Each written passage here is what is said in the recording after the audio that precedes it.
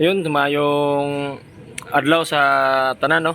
Ang gusto magkuha og napulkom ngono nga eligibility, so diri ra na sa napulkom. Kung gusto nimo hanapon, nasa Gaisano at bang is ang DBP, likod sa East West or First Valley Bank.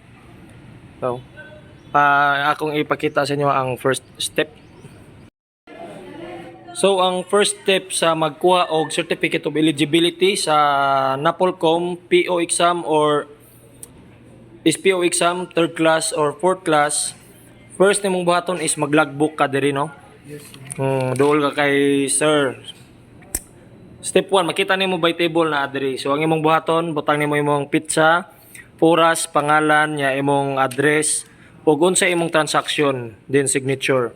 After ani proceed ka sa step 2 diri sa sulod. So sa step 2 is hatag nimo ang valid ID, ang KSS nga photocopy, no.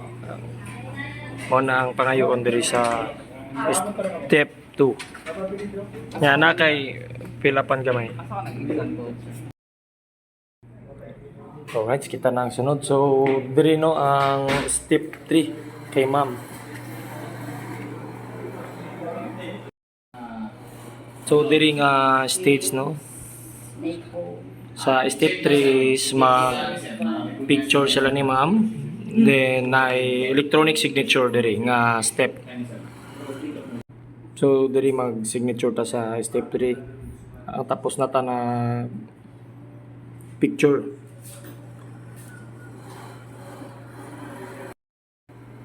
Yun, so after sa step 3 nga nagpicture ta and electronic signature, nakuha na nato ang atong documents. So proceed ta sa step 4.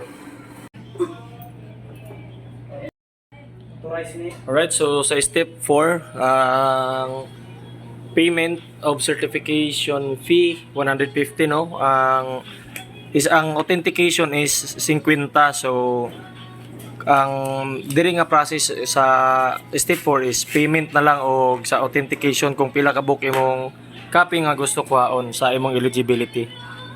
So proceed ta sa step 5. Thank you.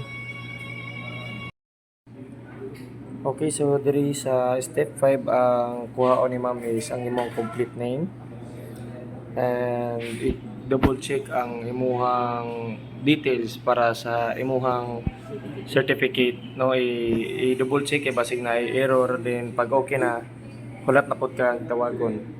That's it. Nga to ra kadali mag-process sa Napolcom, no. So nagpaabot na ako karon nga i-release ang ako ang eligibility and akong authentication. So that's it. Thank you.